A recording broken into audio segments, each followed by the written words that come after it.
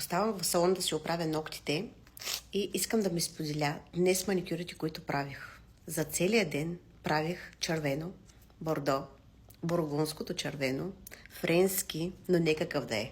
Бордо френски. Ще ви ги покажа и в видеомоделчета, които направих за деня, но искам от вас помощ. Колебая се между два цвята, които да сложа.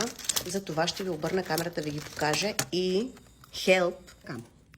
Първият цвят, който се колебая да се сложа. Ето този. Днес го поставих на една клиентка и много ми хареса. Другият, който се колебая, е ето това кочешкулко. Бордо кочешкулко. Не знам. Харесват ми и двата.